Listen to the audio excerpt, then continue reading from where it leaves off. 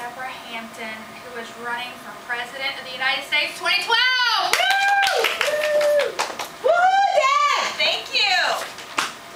Let me first start by saying it's great to see you here. It's great to see that you care enough about your country to come and meet with me today.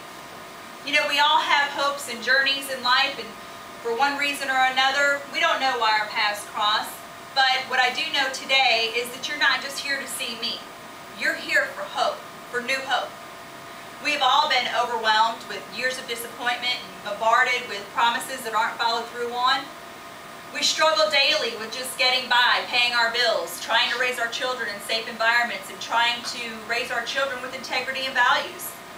But our government isn't doing a very good job with exemplifying this. Our nation has witnessed elected officials making false accusations and false claims that they're going to make changes, but they really have no intentions of doing so. What message is this sending to our younger children? What hope does it give them or their parents who are worn down and feel defeated by the government that's running this country? Making it more difficult for teachers like yourselves and parents to motivate younger generation that will be running this country one day. So I'm here today to announce my intention to seek the nomination of the presidential election.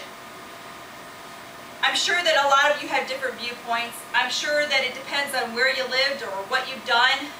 For me, I grew up in a single-family home all of my life. Half of my life I lived in Iowa, the other half I lived in Louisiana. I tell people I've had the best of both worlds, which I have. I've learned from my country upbringing, strong work ethics, and the importance of education.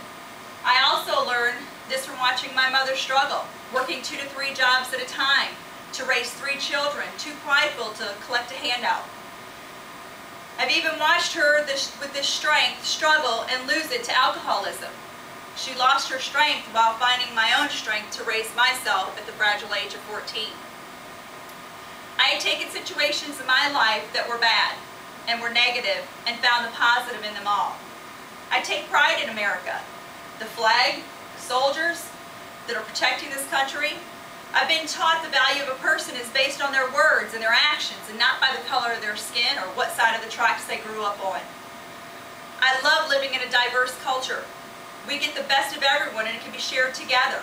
I've learned that expectations and family values are taught at home, not at school. I've been taught to stand up and fight for what I believe in, and that's why I'm here today. That's why I believe I will make a great president.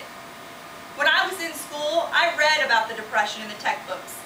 I also see history repeating itself in this century.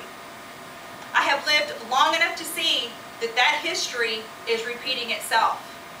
I have also seen that our family dollars are being traded for the values of the family. We're more concerned about the dollar than we are our family values anymore.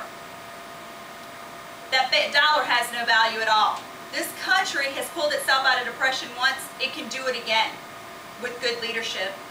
I haven't given up on this country, and I know you haven't either. That's why you're here today. Ronald Reagan once said, there's a difference between Americans and people from other countries. You know, they say people in America have something to live for their future. And people in other countries don't have that hope. They don't have something to live for because they have such a repetition of failures. We're not going to do that here in America. I don't want to see those issues happen here, but I'm starting to. I'm seeing Americans not having confidence anymore in their own country or in themselves.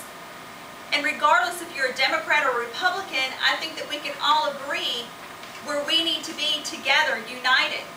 I know there's concerns about where money's spent, and I know that there's more than we could probably have time to talk about tonight where we're concerned. There's reforms and changes need to be made. You know, we're worried about where our tax dollars are going, the gas prices, the inflation, the foreign dependency. There's so many issues that we could talk about, but tonight I want to talk about education because I'm here at this school and I look around and I can't help but to wonder, what does our future hold for our children? How are our actions today going to affect them from the years to come? I'm married myself and I have 2 children, and I believe that we can join forces when it comes to the lack of educational support in this country, especially here in Louisiana.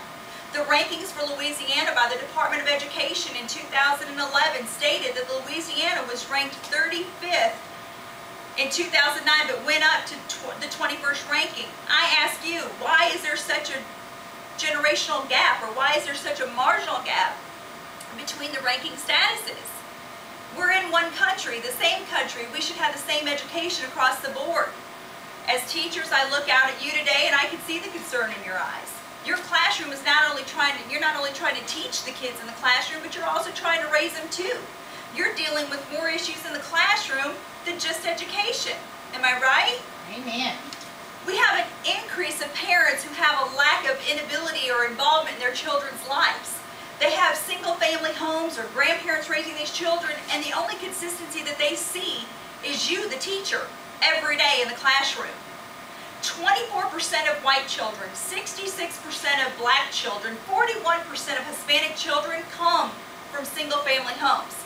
Now, you know as educators that this is going to cause children to have emotional issues, behavior issues, and what is that going to do? It's going to interfere with their education in the classroom. Educators have estimated that between 5 and 10% of children between the ages of 6 and 17 have learning disabilities, and that's on a fast rise. So I ask you as teachers, what's your concern about the upcoming presidential election? What is your concern? Well, I've been told that the emphasis has been on the children, the time crunch, the amount of education you're trying to cram into children, the larger class sizes, and the lack of resources. Well, I'm going to tell you what I'm going to do about that. I'm going to take welfare and I'm going to cap it. And I'm going to only allow 2.5 years of time to be spent on welfare. Instead of raising families on welfare, we're going to put a time limit. I know everybody needs help, but during that help, we're going to provide them with free medical, financial support, and child care if they need it. So for 2.5 years, they're going to have that assistance to them in order for them to have time to get an associate's degree so they can make a decent living. I've always been told that if I choose to have children, it's my responsibility to raise it, not the country. If we take the money that we save from the capping the welfare and put a limit on it, we can put that back into the educational system where it belongs. My family is the most important thing to me, and I've always tried to teach my children to have integrity, value, honesty, and have a desire for education. If I am allowed to be the President of the United States, I will be asking Oprah Winfrey to be my Vice President. The reason I have selected her as my running mate for this election is because she's independent, she's strong, she's experienced and educated, qualities we all share. We have the same core values, while she stays open-minded, and she also knows an opportunity for growth. With the gained respect that she has with the public already, a genuine sense of compassion, I believe that this is what our country needs. It all starts with you, though. Then it goes to our children and then our families, which further leads to our generations to come. We need to put our values together. We need to put value in ourselves again. We need to treat each other with respect and trust one another, and be loyal to our core values and to God. Not giving up on the American dream or selling it for $1. Taking responsibilities for our actions and not placing our responsibilities somewhere else. If we can join force together and become a united front, this too shall pass. So won't you please join me on November 6th for the 2012 presidential election.